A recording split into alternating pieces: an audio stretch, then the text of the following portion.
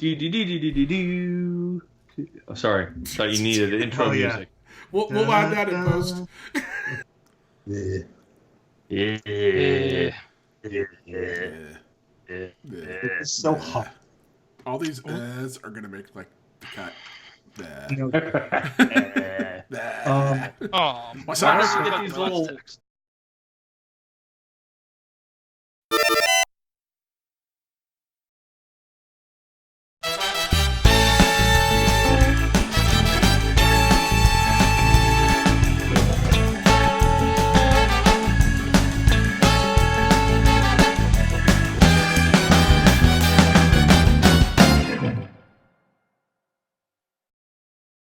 Okay, welcome to the Reagan Ears show. We are not filmed before a live studio audience.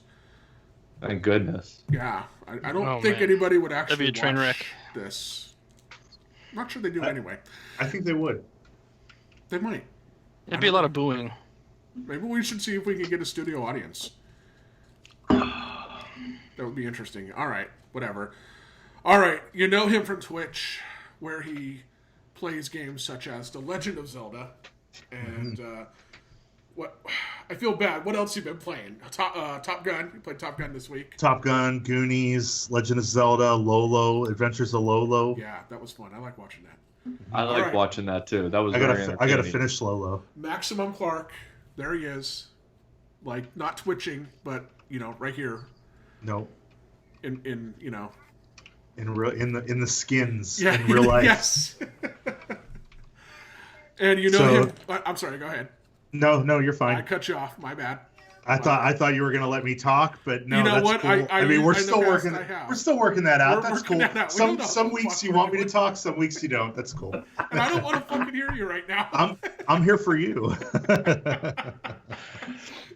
You know him from Twitter because that's the only place on the internet he goes to. Jesse, It is. How are you, sir? I'm fantastic. How are you? How's sunny California? A little hot, but okay. No aftershocks today. No gathering. aftershocks today. And I'm really glad when I was at Dodger Stadium last night, I thought about that aftershock that we had on Friday.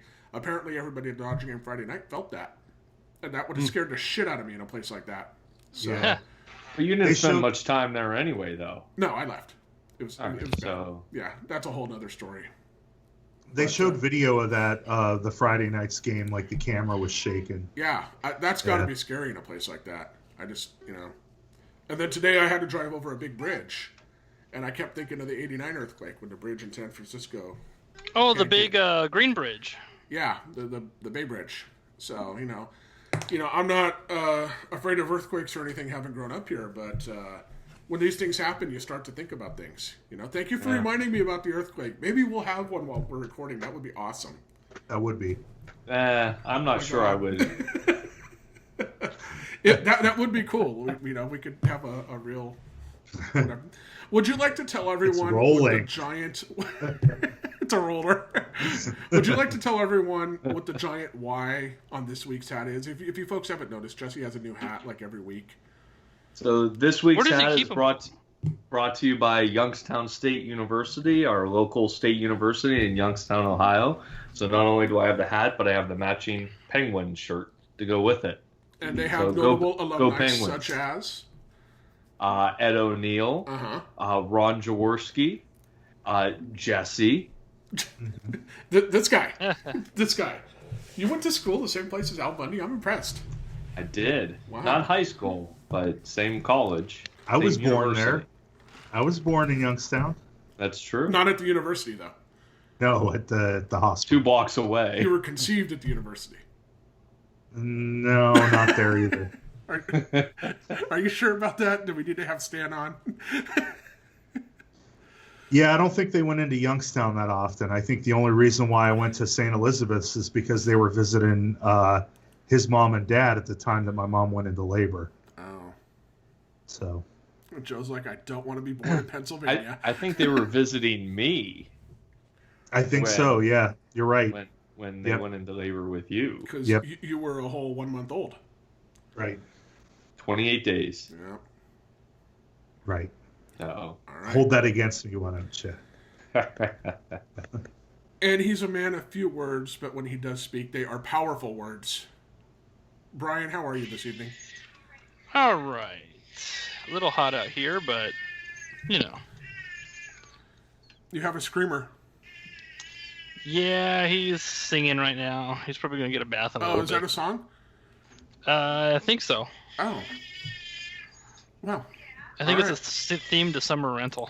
The theme. It's the theme to Summer Rental. It's help me, help me. Brian, thank you for that awesome segue into tonight's topic, Summer Rental. The 1983, am I right? 1983? Well, I Nope. believe the topic is the theme with 4th of July weekend being right now. Yes. The theme was summer movies. Yeah, I apologize because I just forgot that again, even though we recently changed it back in the last couple hours. So we being the very organized, high-budget show that this is, after the show the previous week, we're like, oh, what do we want to talk about? Okay, that's good. And sometimes we'll have a text message during the week to tweak the idea. Correct. Excuse In which me. we decided on 3 movies, Yes. and then after I fell asleep or stopped paying attention, you guys ended up going back to one actor and one movie. Yeah. So I was like, what? So not all of us are prepared. Not that we ever are prepared, but I was going to say. yeah. Yeah. So the idea was 80s summer movies, being as it's 4th of July weekend. Woohoo! America. But and then it switched to just Summer Rental, and now we're back to 3 movies. So tonight we're talking about Summer Rental, One Crazy Summer, right? One Crazy Summer? That's right. Yes. And Summer School. Yes. Fantastic. All highly recommended. It, whatever our personal preferences are, you do need to watch all of these movies. That would be. Would anyone disagree with that? No. Yeah, you do have to watch all these movies. Now, I guess we're just going to take these one at a time. Oh my God. You're fired. We'll get into it. We'll get into it. That's fine. Okay. I'm prepared. Okay. I'm prepared. We'll get into it. Man, prepared. he's like setting the bar. All right. Well, I think Joe and I have been studying all day. We got notes here, so. Yep. I was prepared to watch the movies the night we switched things up. So I mean, I'm going to be a little weak on one of these, but shall we? We're going to take these one at a time, right? Is that? Do you want to go Yes. in We'll go in order of year? Yeah, chronological order. All That's right. fine. I didn't do that much research. Help me with chronological order. I'm guessing Summer Rental. Summer Rental, 1985. 85. Really? Yes. Okay. All right. Um, John Candy. Love John Candy. I'm a huge John Candy fan. I'll start off. I'm sorry. I'm just excited. You look just like him. Yeah, I mean, like I look like him. Sometimes I act like him. I love all of his movies. He left us way too soon, He did. and that always makes me sad. But this movie is probably one of his most genuine movies that I go to. I mean, like he's had some silly movies. Let's be honest. Sure. There's been some bad ones. But this one's like it's pretty cool because it's a good family comedy. I don't see anything too bad with it. I mean, you do have that part where the next door neighbor's wife wanted them to keep like judging like her fake boobs. So I mean, you get like elements of that, to where there's some like sexual stuff, but In a But I mean, like- in a pre PG-13 era too, right? This is Yeah. a PG rating, as I recall. yeah, they actually toned it down. It was supposed to be PG-13, and they re-edited it to where it was a PG Oh, film. did they? Really? Yes. Really? They showed some boobies, and it's still PG. Yeah, Interesting.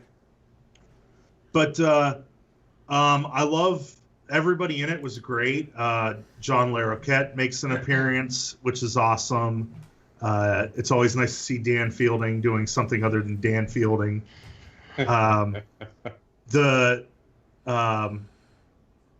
whole premise of the movie with Richard Crenna as the bad guy, and he plays a perfect asshole. He does. He was does. he was does. awesome in this movie.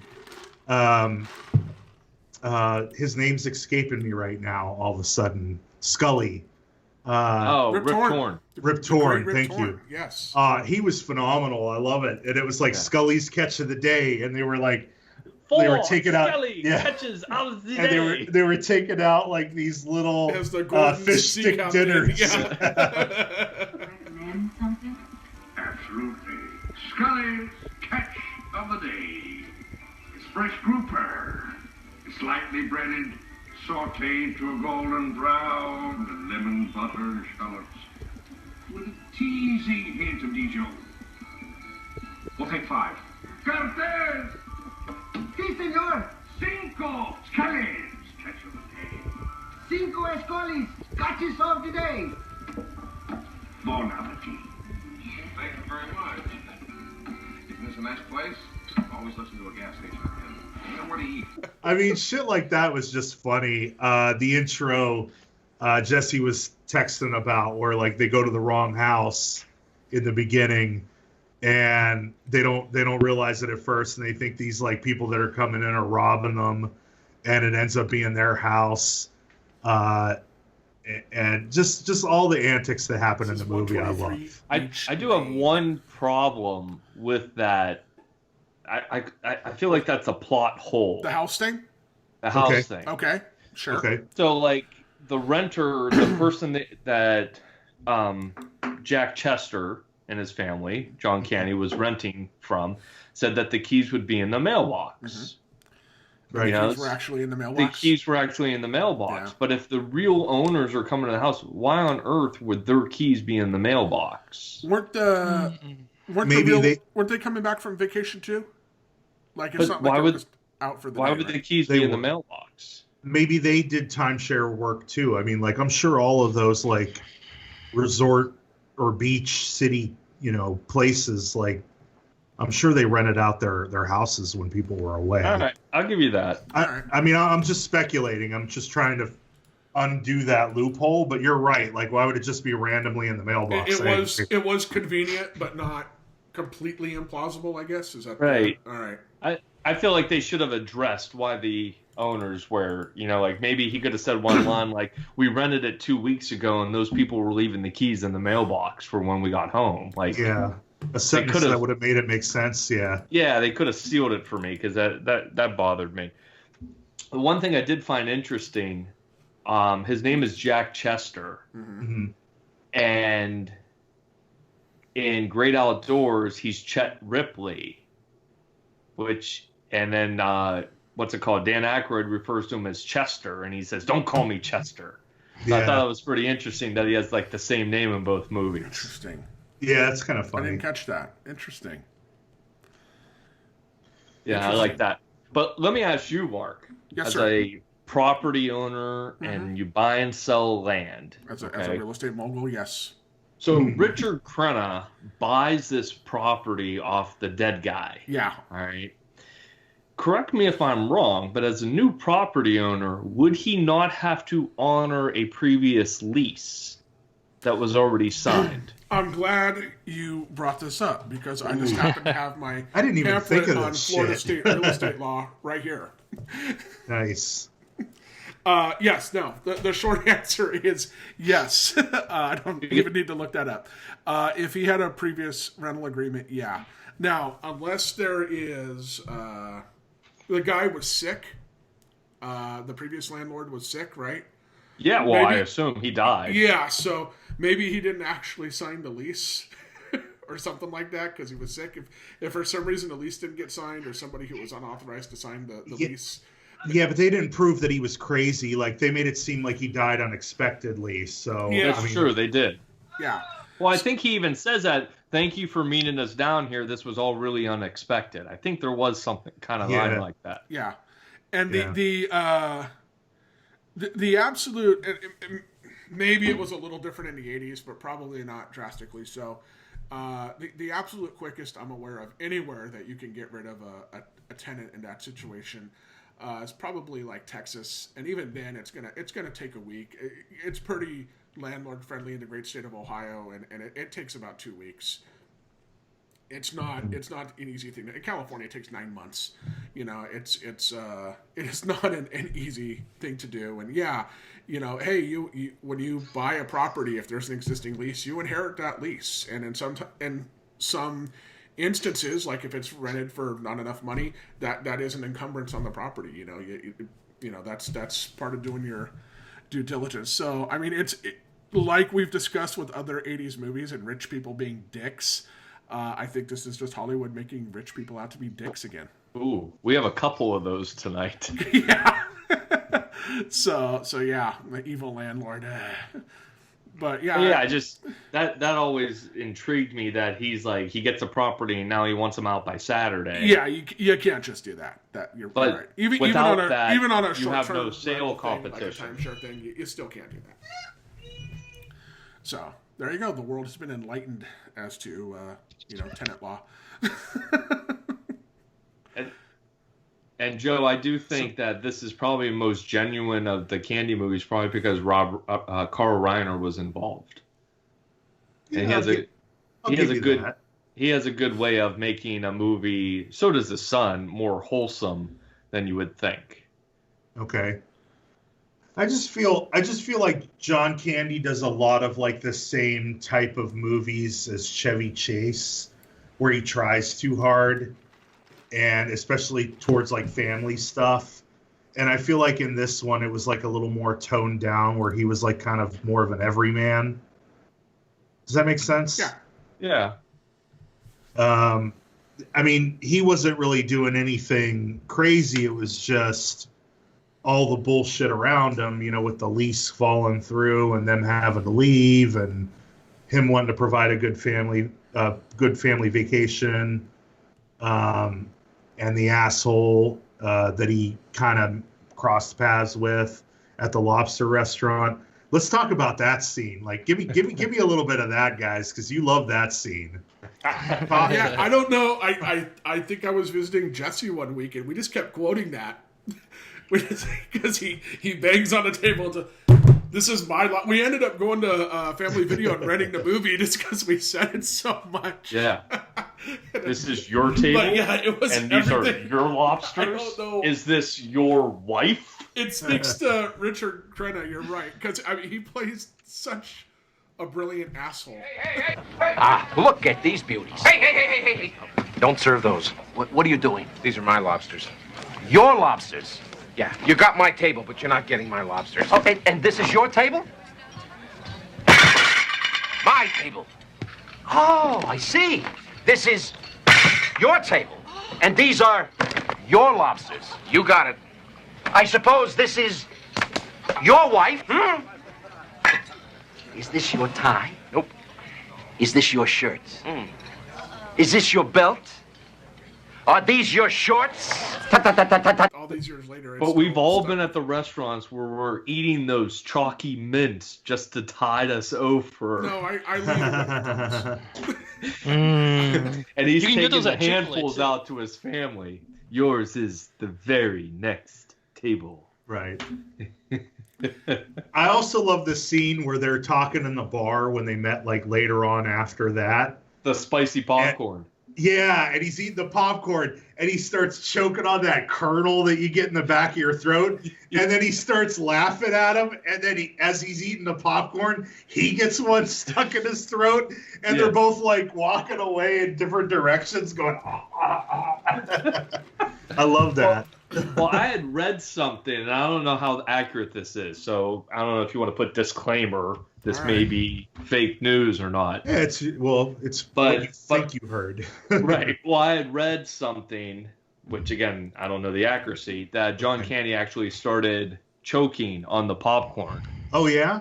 Yeah. Wow. And was like, it started off as a legitimate cough. So then he started embellishing it, and then Richard Crenna started making fun of him, and then that made the final cut. I don't know if that's accurate, but if it is, that's quite brilliant on both of their parts. Yeah. If it's true. Now, that's pretty cool. A lot of people don't know this, but Brian is an expert on both sailing and the Smurfs, he's a diverse guy.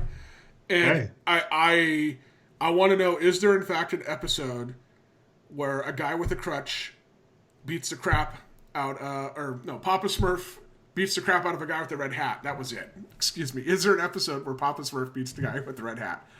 Was that the quote? Am I getting it right? Yeah. Yeah. I don't Did remember you see that the episode where Papa Smurf beats Oh, the guy in the yeah. red hat? He does say that, yeah. So watching the Smurfs. The guy that's laying on his bed with the dog, with Archie. Yeah. The dog's a traitor. Yeah, with Archie.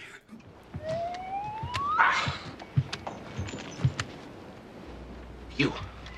Out. Fuck off, buddy. I was here first. Get the hell out of here now. You get out of here, fella. I'm trying to watch the Smurfs. Yeah? Yeah. You trying to watch the Smurfs? Yeah. Did you see the one where Papa Smurf took a crutch and smashed the shit out of a guy with a red hat? Did you see that one? You want to see that one? Oh. Archie, you stink. Traitor. But I don't know. Brian, I don't think we've ever watched the Smurfs. I haven't watched Smurfs since I was a kid. Yeah, I watched them when I was a kid. But if you do know sailing, let me ask you this. Why could they not have just got the biggest sail they could find and just add to it? There's rules for, not that I know anything about sailing, but I'm sure there's rules about how much. Well, then how could he fly his pants? I don't know. I guess it's not a sail. I have quarrels with both of these regattas that happen in both of these movies, which is phenomenal that we're talking about two movies that end with a regatta race. Competition. right. I mean, that's just but fucking both weird. of them have different rules because one movie, which we haven't gotten to yet, starts with them paddling the boat, and the other one doesn't. Yeah. You know, well, it seems like the summer rental version was much more like sailing team oriented. Like you have to, draw the sails and do the, the jibs and all that, whatever the technical terms are, and sway the sail over and then just start doing all that stuff.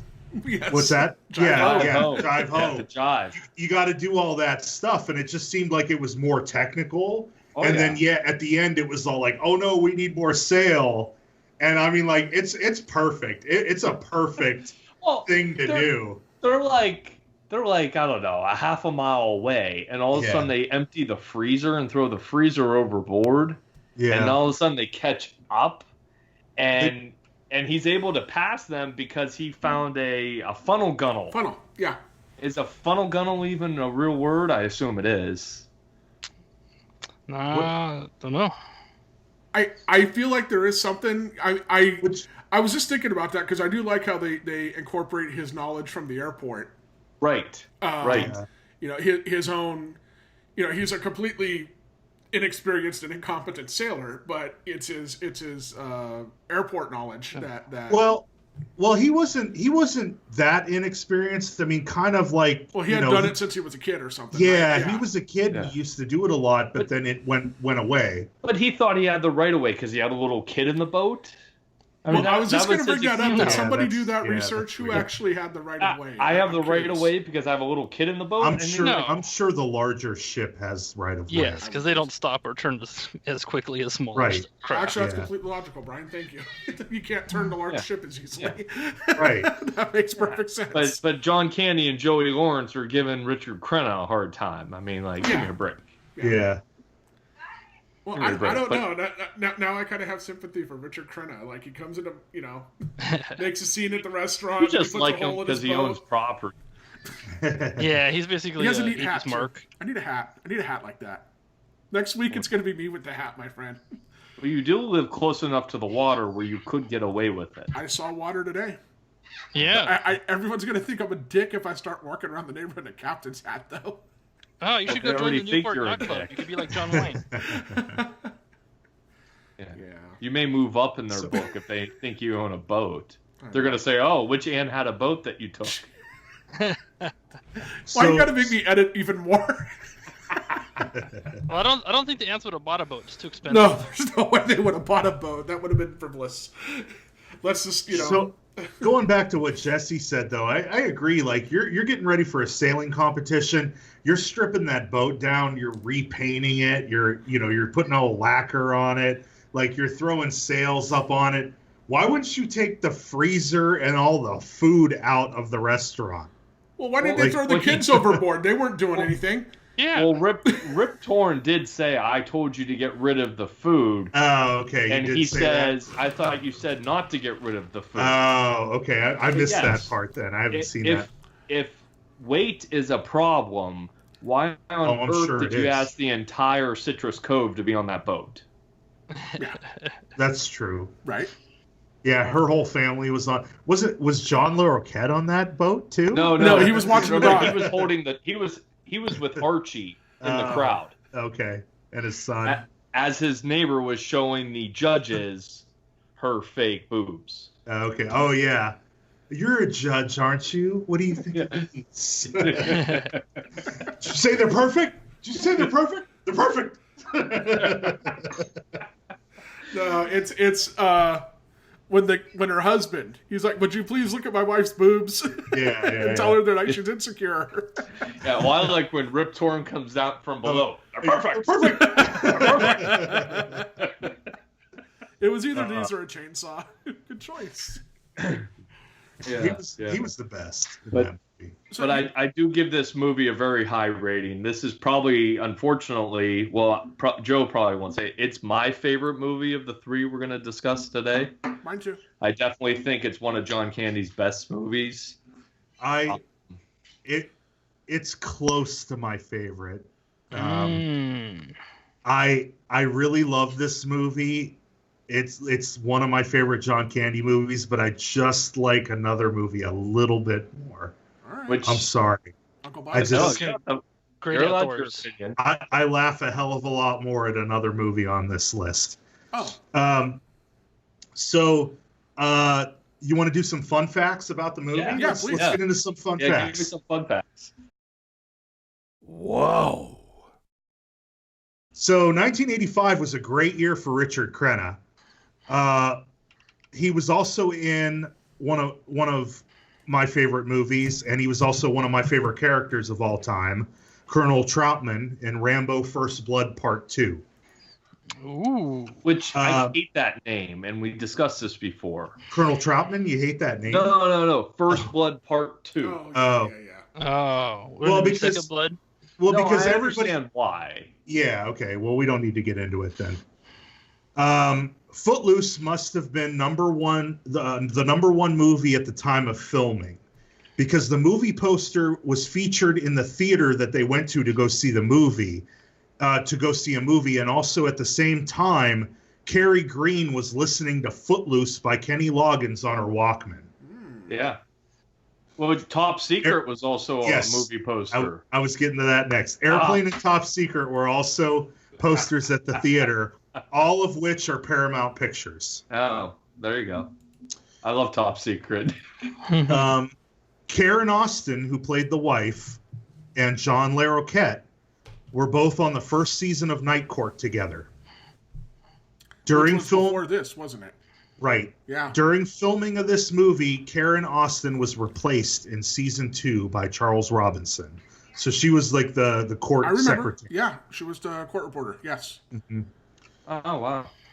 This movie ranked 31st in 1985 of the highest grossing movies. It made $24.6 million at the box office. This was one of 3 summer movies to come out in 1985 featuring John Candy. The other 2 were Brewster's Millions, which ranked 20th, and Volunteers, which ranked lower at 45th. I'm not a big fan of Volunteers. No, I'm not a big fan. I'm surprised Brewster's Millions was that high.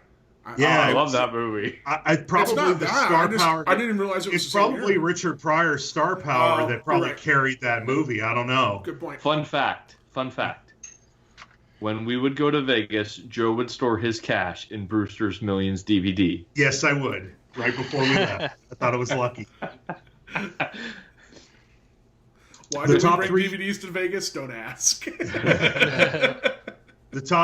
We did. There was a couple of times where we left them in the room and we played them like late at night or early in the morning when we had nothing to do. Absolutely. Top 3 movies in 1985 were Back to the Future, Rambo: First Blood Part 2, and Rocky 4. Wow. Oh, God. So Stallone was on top of the world in 1985. And that's all the facts I got for Summer Rental. Do you have any more to add for that? That's pretty interesting. I do not. No. Nah. Yeah. No, I just, yeah. I forgot John Larroquette was in it. Cause it's probably been a year since I saw the movie last. I forgot. I always forget John Larroquette is in it until somebody, until he walks. Oh, Dan Fielding. It's like, well, he's good at that. He kind of hides in movies. I always forget he's in Star Trek 3 until the credits roll. I mean, in my defense, he's a Klingon, so he's not recognizable, but I always forget he's in that. Right. Now I had no idea until it dawned on me today, and I must have watched the movie like, hundreds of times, who knows. But I just never knew that girl that was in season 1 of Night Court was the wife. I didn't know that was the same I didn't actress. put it together either until you said it, but yeah, I'm like, oh yeah, she was I think it's the court reporter, secretary or like the legal secretary she's not or like something. A big name. I can't think of anything else she's done, honestly.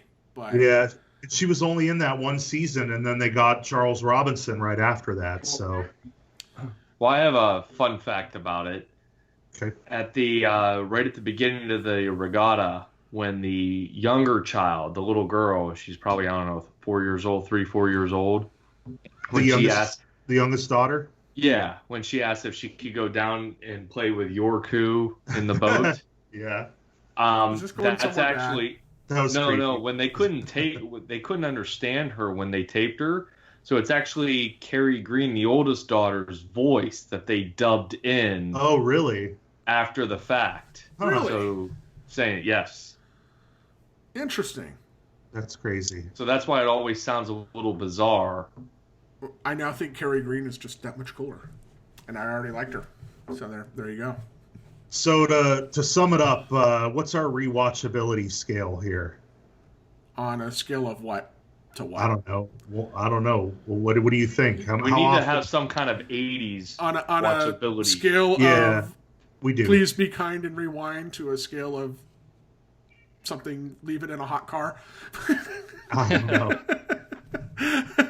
Yeah, it's definitely rewatchable. I will watch it every time it's on TV. Yeah, if it's on TV, I stop and watch it. It's something that's probably funny to watch once a year. Yeah, I watch it once a year. I'd say that. Yeah. Yeah, agreed. It's reoccurring. I mean, it's in my reoccurring list. My only fun fact, I remember the first time I saw it, and for whatever reason, my parents and my little brother had already saw it. But so, I mean, I don't know. I was probably 7 or 8, something like that. Maybe first grade, something like that. But I remember my brother and my mom laughing so hysterically at the beginning of the movie when he's all stressed out and upset. Because it reminded them of my dad at the time. Who probably wore the same like striped tie and everything. That's true. He's like yelling at the car and he's yelling at the kid. Nothing's going right. My dad relates to that too. Yeah, I mean, it just. I love the coffee mug on the dash. Like it's open. Oh, it just snaps into place. Yeah. You know, So I mean, like that's amazing. They didn't have potholes in Chicago at the time. And then he takes all those hard-boiled eggs and he's eating them in the car, and then one of them is not boiled, and he cracks it in the dash. My fault. My fault. I should have told him to hard-boil the egg. I just told him I want another egg. Yeah. Yeah, that's probably happy memory or whatever from this movie is because just everybody laughing so hard, except my dad. But it was like we were watching my dad for the first 5 minutes of that movie. Right. Yeah, no, that's a great movie. I lost you. 357 out of Milwaukee. Where are you? I lost you. Chronological order, you said. I am not sure, but I think One Crazy Summer is next, right? Yes. Oh, 2 for 2. All right. Somebody else can lead this one in. It isn't going to be me because I barely remember it. So Jesse can do it. Yeah, I got you covered. John Cusack movie. Woo-hoo. It's a follow up right after Better Off Dead. I didn't know and that. Right Is at it really? it's the second movie done by the same director and same actor. But they followed but into it's not this the same one. character. It's not the same character. Okay, No. Right. That's why I was like, No, what? Lane Meyer. No, it's a completely different character than Lane Meyer. However, the opening credits do have a similarity, and it's a crossover from that movie. And I'm not sure, Joe, if you know this or not. So both movies start with this bizarre cartoon type drawing because they're both aspiring artists. So that's how it's supposed to spin off. John Cusack is an aspiring artist in both of them. Well, Siskel and Ebert destroyed the movie Better Off Dead, supposedly. Mm-hmm. And as an homage to that, there's two, I think it was pigs, two animals at the beginning of One Crazy Summer that are spitting images of Siskel and Ebert right off the beginning. Aren't they like bunnies? Aren't they like the evil bunnies? Well, they do have the evil bunnies, but there were two specific characters, I think, watching a movie. It's supposed to be Siskel and Ebert. Okay. I'll have to look at that again. And the crossing guard at the beginning of the movie that tells the girls, oh, don't make funny faces. If someone hits you in the back at the time you're making the funny faces, your face will stay that way. That crossing guard is the mom of, I forget his name, in Better Off, their neighbor that had the French foreign exchange student. Mm-hmm. The mom in there that blows herself up with the gasoline. She's the crossing guard in this movie as well. So there's a lot of similarity in actors in this movie. Which is funny, I didn't pick up on that scene, but when he throws the hot dog at the guy and the guy says, oh, damn kids, and he hits the kids in the back and they turn around and they have those like pig faces. They're frozen that way. Yeah. I didn't connect that, but that's why it froze that way. Yeah. She told him. She warned him that if you make faces and someone hits you in the back. I totally missed that. And also, it's Jeremy Piven's theatrical debut. Yeah, and he was roommates with John Cusack. So it's Jeremy Piven plays Ty, the bad guy, the real estate rich family's bad guy's best friend. We're doing this again. Common real estate again. Well, it's a very interesting theme because it takes a little bit of Goonies, where they want to kick these people out of their property to build a lobster restaurant. Mm-hmm. And it also takes a little bit of Summer Rental because now you have this regatta at the end to try and keep their house. Yep. It's a very interesting segue into the movies. And we talked about Goonies not too long ago on one of the other podcasts that I'm not even sure we're uploading. It wasn't our finest hour. I think it needs to get uploaded. From what I understand, everything you film, no matter how bad it is, should go up. So you can look back and see how far you've come. So many years from now. Well, we can always keep it as part of the lost years, but there's a lot of interesting characters in this. So like Akak in there is Booger, Charles DeMar in Better Off Dead. But also Booger in Revenge of the Nerds. I forget his real name. Well, his real name is Curtis Armstrong. Curtis Armstrong, that's it. So his name is Akak in One Crazy Summer, and it's ACK, that's his name. Well, that's actually the airport initials in Nantucket where this movie is filmed and takes place, is ACK. Huh. And at the beginning of the movie, Demi Moore is being like, basically, I don't want to say bullied. She was being bullied in a bathroom, and they save her before they cross over into Nantucket. And it's a rock band that's bullying her, and some guy with purple hair starts chasing them on a motorcycle. And the movie theoretically begins with their, station wagon jumping a bridge onto a boat on the ferry to get over to the island. And then this guy with the purple hair that's chasing them takes his motorcycle and doesn't make it and falls into the water. That guy with the purple hair, Sloth from the Goonies. Really? John Matuszak. Really? Yeah, John Matuszak. Fact. Man, and if that podcast knowledge this evening, sir. And if that podcast would have gotten uploaded the proper way, or if we would have done it right, it would have been a Matuszak back-to-back. Back-to-back Matuszak. However, I think we have liquid gold this week, fellas. So I didn't enjoy this movie as much as I wanted to. There's probably, there had to have been a reason why I saw it when I was a kid and then never saw it again until maybe I saw it with Brian or Matt or somebody when I was in high school.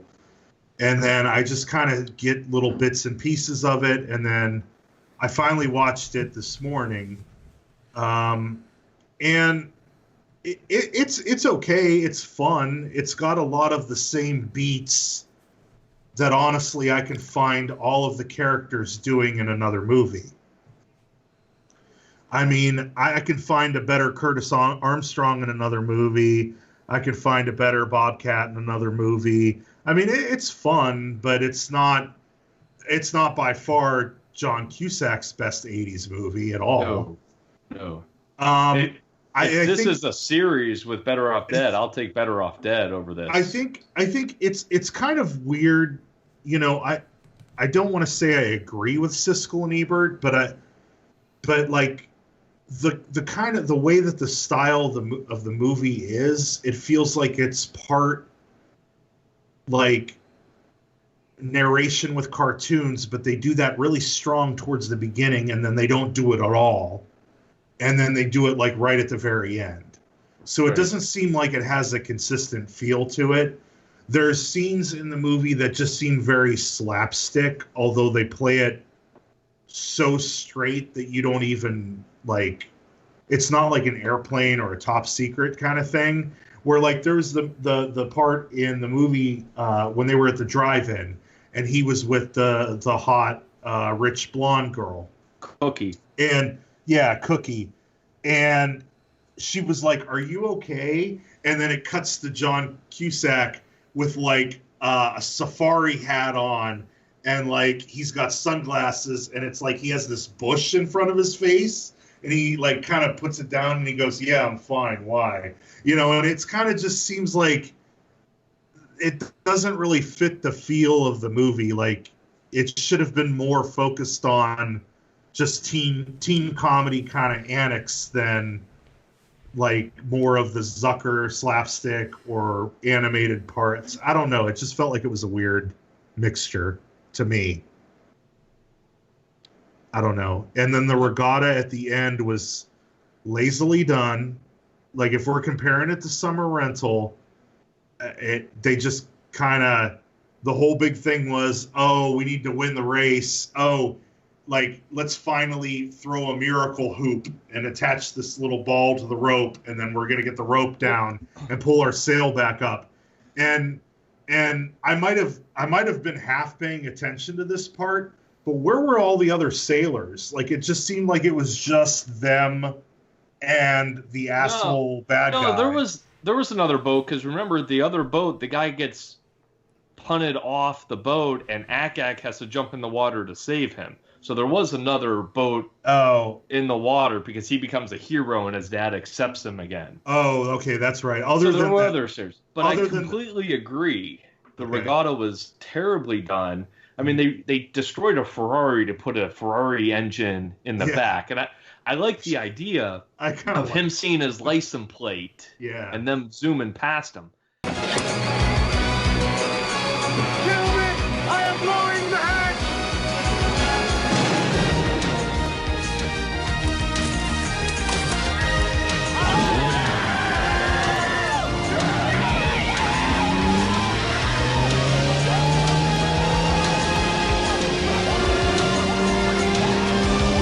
Like the theory of, well, we're going to trade this trophy for the house.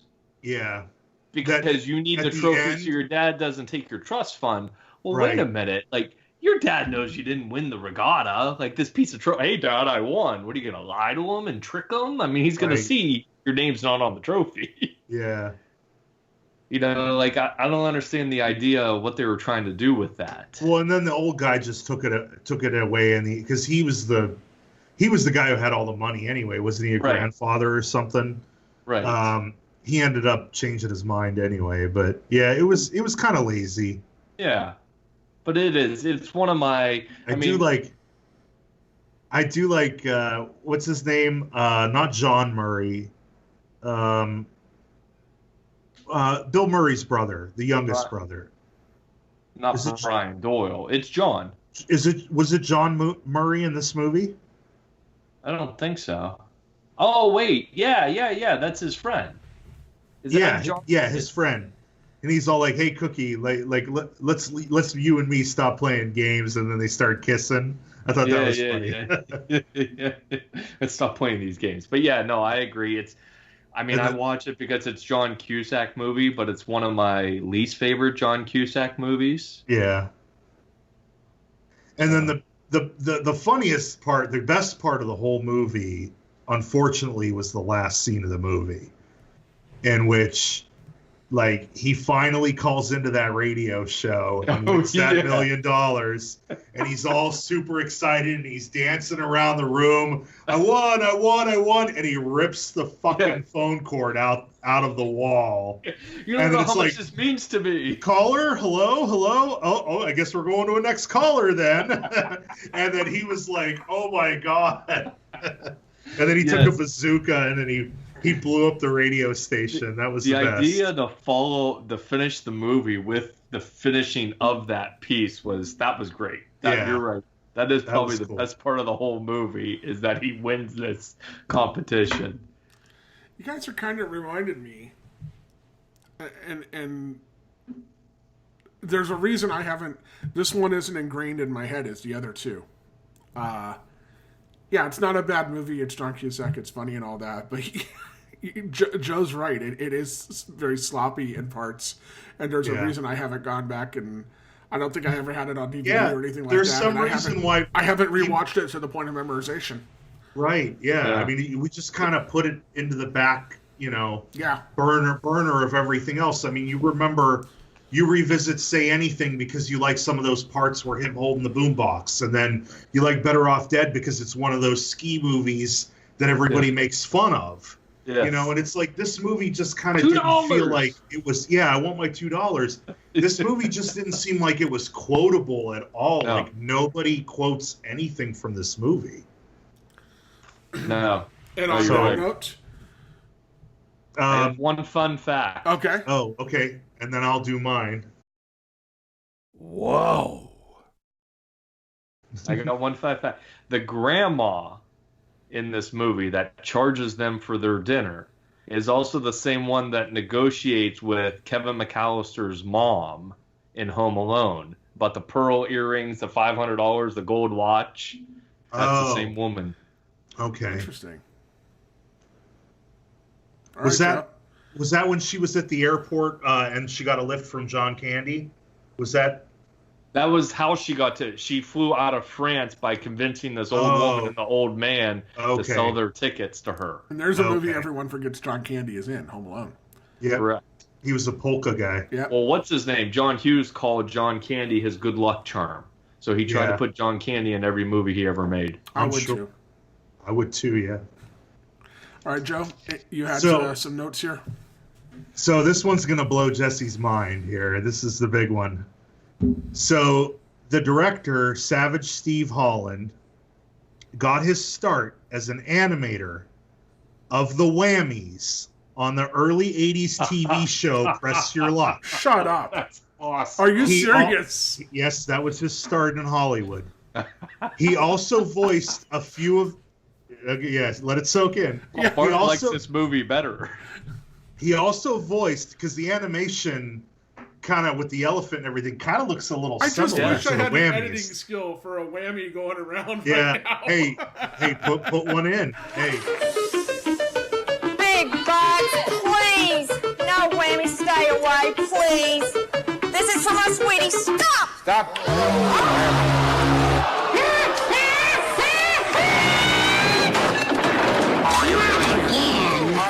Stop. Oh.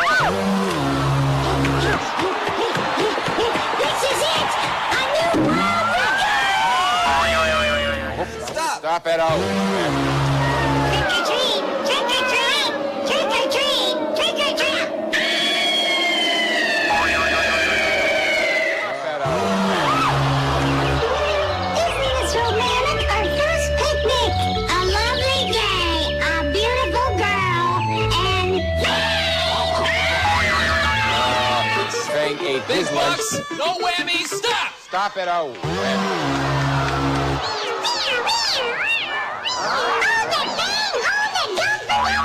Oh, God, you're kidding me. He also voiced a few of the Whammies, including country music star Tammy Whamette in 1983. That's awesome. Yeah, he got his start on Press Your Luck. Wow. Stop. Stop at our Whammy. Sweet potatoes, cranberries, and a turkey. Big box. We want the big box. Big box. Stop. Stop at our Whammy.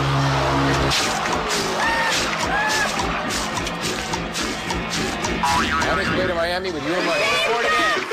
Big box. I want it back. Stop. Stop at our Whammy.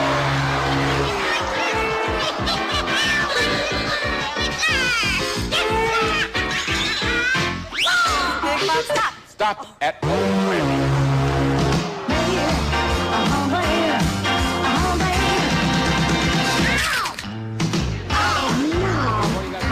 After a couple of these movies, like we had already mentioned, Better Off Dead, One Crazy Summer, and he also directed another movie that me and Jesse love called How I Got Into College.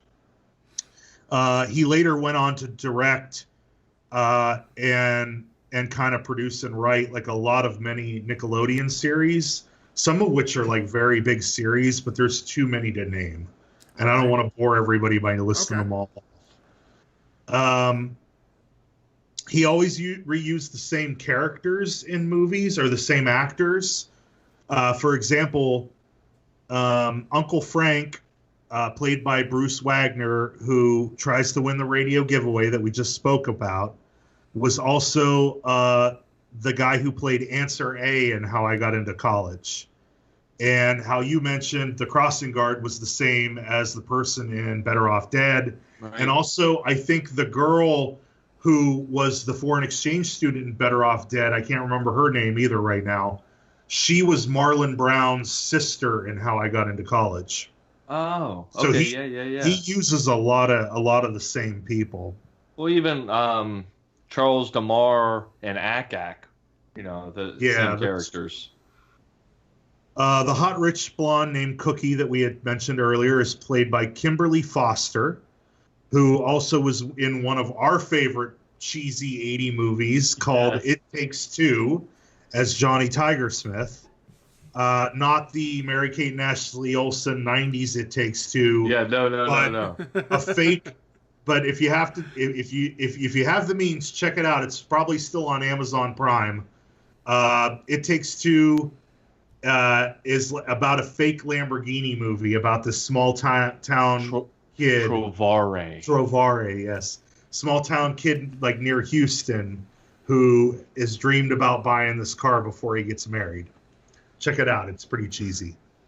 So she plays in that movie. We mentioned John Matusek. Well, wait. Go on about Kim Foster because Mark may know her other role. Also, Kim Foster played Michelle Stevens in Dallas. Do you remember her? Yes. For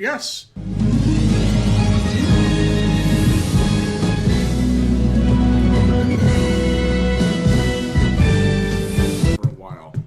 Yeah, she was on there for quite a long time on Dallas. Is it late 80s or early 90s?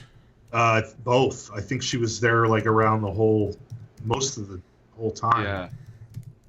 Let's see.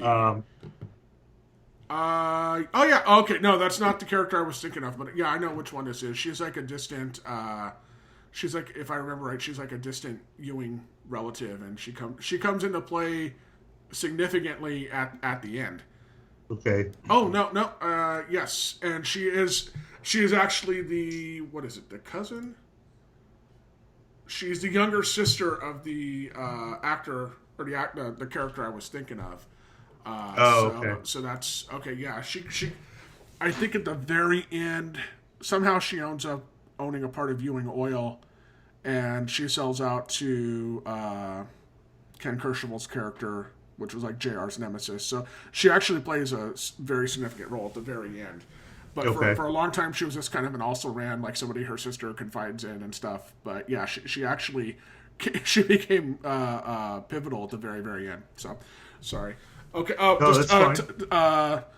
to let everyone know, Brian has resolved his contract negotiations with the producers and is now back. Yes. Oh, good. So- good. Strike averted. So, would you like to guess, just off the top of your head, Yes, sir. where One Crazy Summer ranked at the box office in the year 1986? 58. 28.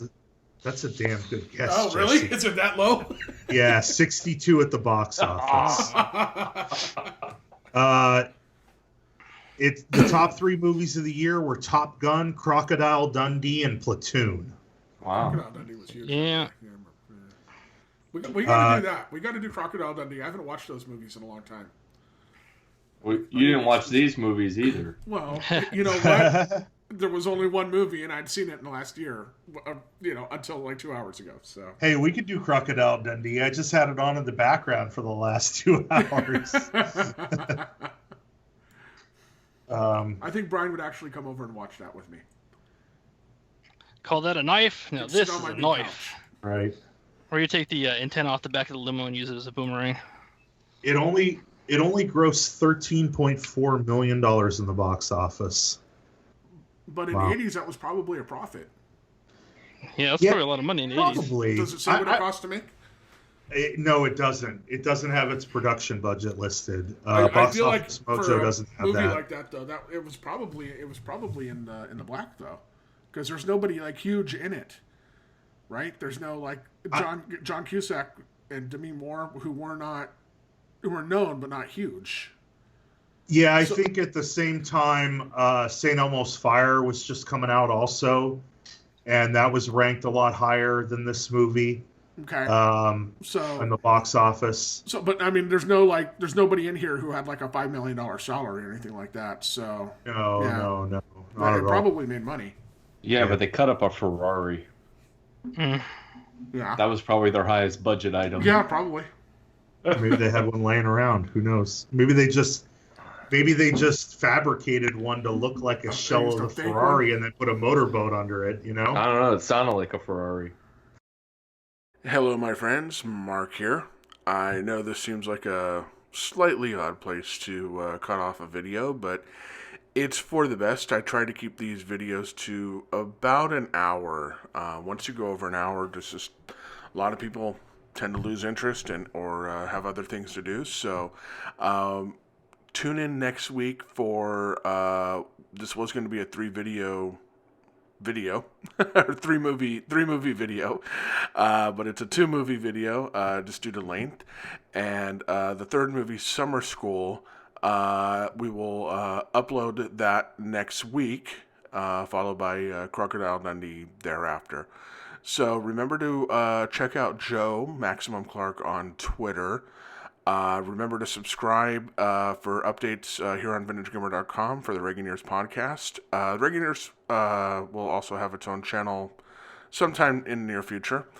You can check us out on Twitter at Reagan Years. And I think that's about everything. So be sure to give us a like, a subscribe. If you got comments or if we got it all wrong, if we're stupid, be sure to let us know in the comments. Thanks.